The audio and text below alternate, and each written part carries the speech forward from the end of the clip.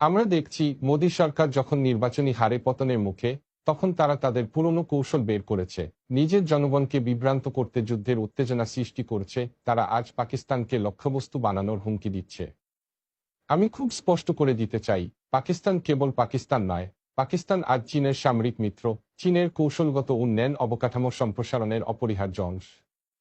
আমরা পাকিস্তানের সঙ্গে শত শত বিলিয়ন ডলারের অর্থনৈতিক চুক্তি করেছি।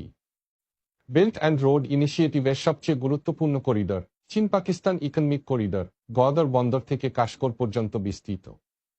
আজ কয়েক লাখ চীনা নাগরিক পাকিস্তানে কাজ করছে।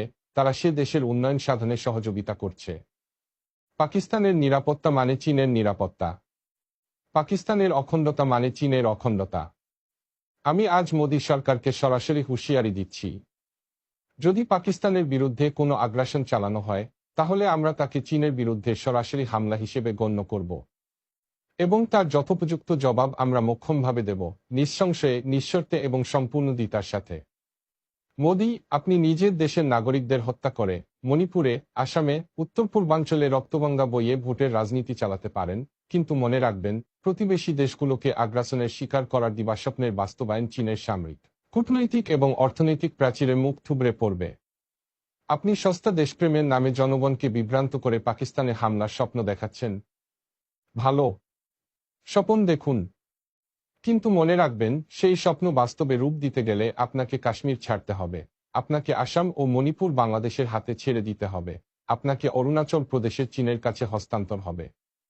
আপনি চাইলে আজই পাকিস্তানে হামলা করতে পারেন, কিন্তু তার ফলাফল হবে সর্বনাশা। দক্ষিণ এশিয়ার মানচিত্র নতুন করে আঁকা হবে।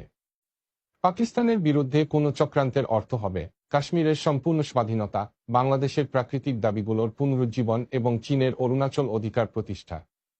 আপনাদের স্মরণ করিয়ে দিতে চাই, ইতিহাস সাক্ষ্য দেয়, ইসরায়েল হাজার হাজার নিরীহ ফিলিস্তিনিকে হত্যা করেছে, আর যুক্তরাষ্ট্র তাদের অস্ত্র আর অর্থ দিয়ে সহায়তা করেছে। ঠিক তেমনি আমরা চীন ও পাকিস্তানকে একইভাবে রক্ষা করব, কিন্তু আরও শক্তিশালীভাবে, আরও ব্যাপকভাবে, আরও দায়িত্বশীলভাবে।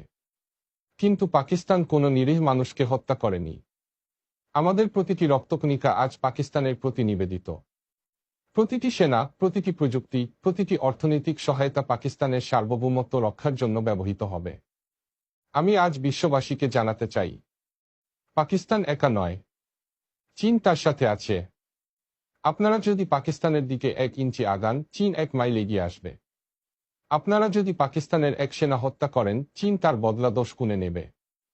আপনারা যদি পাকিস্তানের মাটিতে বোমা ফেলেন, চীনের আকাশ থেকে বজ্রপাত হবে। চীন যুদ্ধ চায় না, তবে আত্মরক্ষার জন্য যুদ্ধ করতে আমরা কখনো পিছপা হব না। চীন শান্তি চায়, তবে আত্মমর্যাদা বিসর্জন দিয়ে নয়। আজ আমি ভারতের জনগণকেও আহ্বান জানাই, মোদী সরকারের উন্মাদনা রোধ করুন। যুদ্ধের উন্মাদনায় না ভেসে শান্তির পতাকা তুলে ধরুন। যুদ্ধ কখনো উন্নয়ন আনে না। যুদ্ধ শুধু মৃত্যু, অনাহার আর দুঃস্বপ্ন নিয়ে আসে। আমরা দক্ষিণ এশিয়ার শান্তি চাই। আমরা পাকিস্তানের অগ্রগতি চাই। আমরা ভারতীয় জনগণের মঙ্গলও চাই, তবে মোদির যুদ্ধবাজি আমরা কোনো অবস্থাতেই মেনে নেব না। শেষে আমি আবারও সুস্পষ্ট করে বলি, পাকিস্তানের বিরুদ্ধে কোনো আগ্রাসন মানে হবে চীনের বিরুদ্ধে সরাসরি যুদ্ধ ঘোষণা। এ যুদ্ধে চীন ভয় পায় না। চীন প্রস্তুত। চীন জাগ্রত। চীন ঐক্যবদ্ধ। পাকিস্তান কখনই একা নয়। পাকিস্তানের পাশে 140 কোটি চীনা আছে। তোমার পাশে আমাদের বাহিনী আছে। আমাদের আকাশ, আমাদের সমুদ্র, আমাদের মহাকাশ, সবকিছু প্রস্তুত তোমার জন্য। আর মোদি, আপনাকে আজকের এই বার্তা স্মরণে রাখতে বলছি, যে আগুন আপনি জ্বালাতে চান, সেই আগুনে আপনি নিজেই পুড়ে ছাই হয়ে যাবেন। দক্ষিণ এশিয়ার মানচিত্র নতুন করে লিখতে চাইলে প্রস্তুত থাকুন, কারণ চীনও তার কলম ধারালো করেছে।